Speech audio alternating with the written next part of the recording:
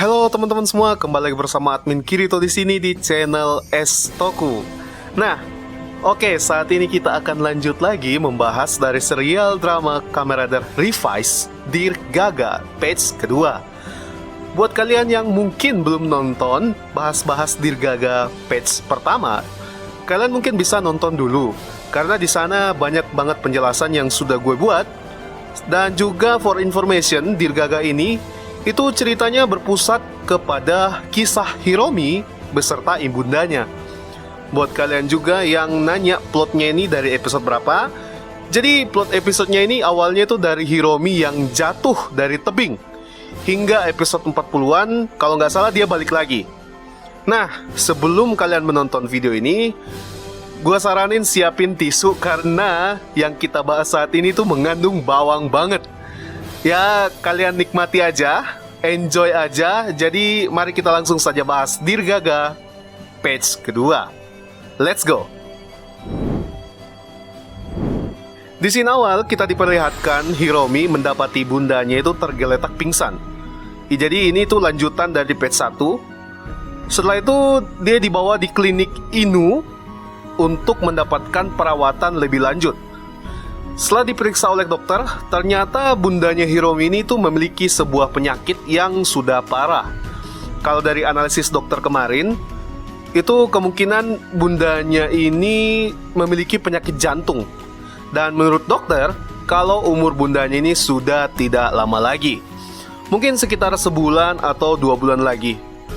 Ya, bisa dibilang sudah tidak tertolong lah si bundanya Hiromi ini, saking parah penyakitnya.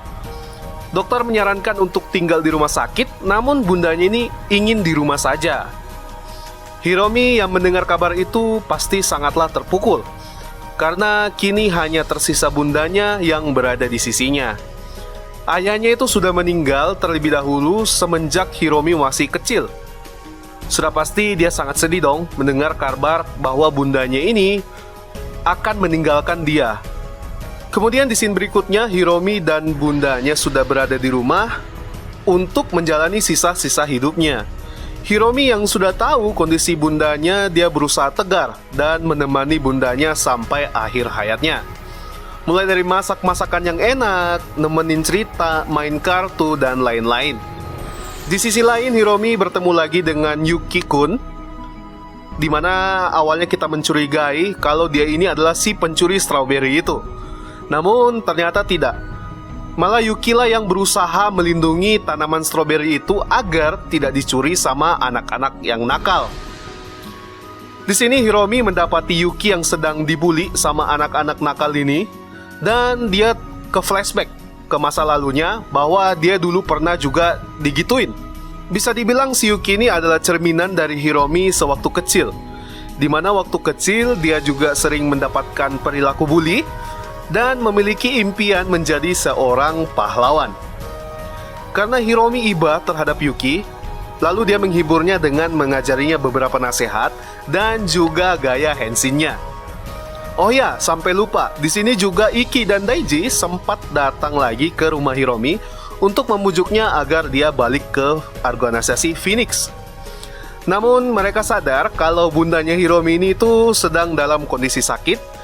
Jadi Iki dan Daiji membiarkan Hiromi di kampungnya sampai dia sendiri yang ingin kembali ke Phoenix. Ya, bisa dibilang biarin dulu Hiromi tenang gitu loh. Apalagi bundanya ini apalagi sakit parah gitu kan. Si Daiji juga yakin kalau suatu saat Hiromi bakal kembali. Dan ya, di series emang terbukti sudah kembali ya. Di sini juga sempat diceritakan bagaimana kematian ayahnya Hiromi. Jadi sewaktu Hiromi kecil, bunda, ayah, dan Hiromi ini lagi jalan-jalan gitu naik mobil.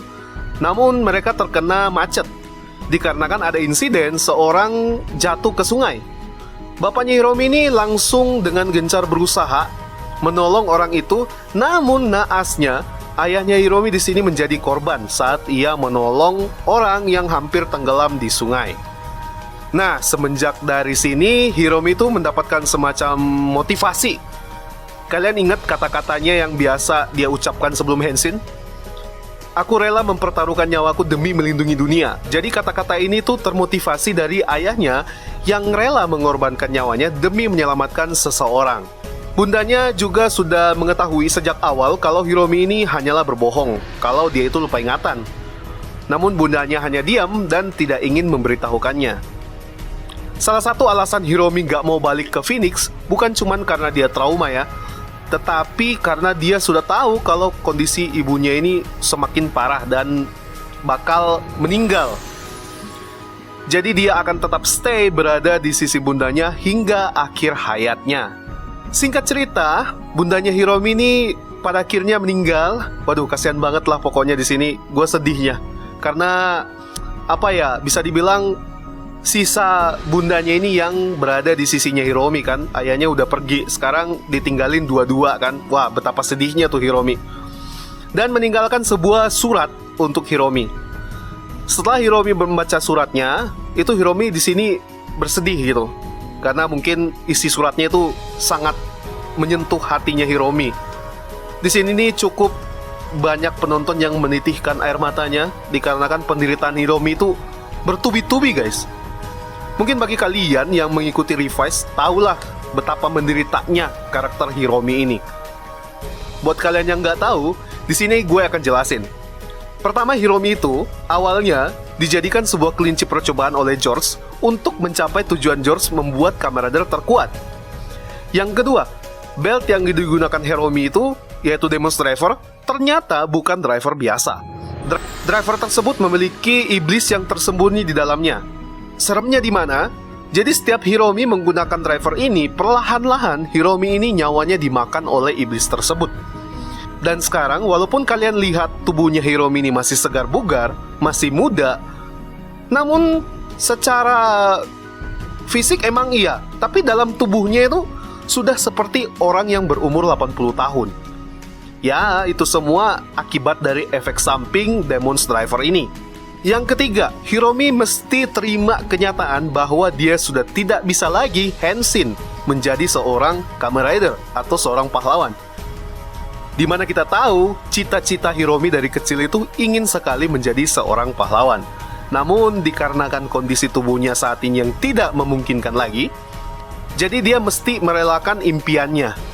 Nah, jadi seperti itu teman-teman. Kalian sudah paham kan betapa menderitanya si karakter Hiromi ini. Belum lagi dia telah ditinggalkan kedua orang tuanya yang sangat dia sayangi kan. Oh ya, di sini juga sempat arwahnya Wakabayashi ya muncul lagi pada Hiromi. Ya, sekedar memberikan beberapa nasihat. Dan sepertinya arwah Pak Wakabayashi ini itu tinggal dalam tubuhnya Hiromi gitu. Soalnya cuman Hiromi doang yang bisa berkomunikasi dengannya. Di sini akhir, Hiromi menggunakan kembali seragam Komandan Phoenix dan siap beraksi kembali di organisasi Phoenix. Tamat. Jadi plot selanjutnya di Page 2 itu berlanjut di episode series Revise. Jadi untuk Dirgaga ini hanya memiliki 2 episode saja. Oke teman-teman, mungkin segitu aja dulu. Gimana menurut kalian nih spin-off yang satu ini? Menurut gue, walaupun ceritanya cukup singkat karena cuma 2 episode ya, tapi ada rasa kepuasan tersendiri. Ini menurut gue ya, personal opinion. Dan bagi kalian nih beberapa kemarin yang banyak bertanya, kok episodenya lama banget keluarnya? Kok cuma 2 episode? Kenapa seperti itu? Karena spin-off ini itu hanyalah bonus dari DVD Blu-ray Kamen Rider Revise.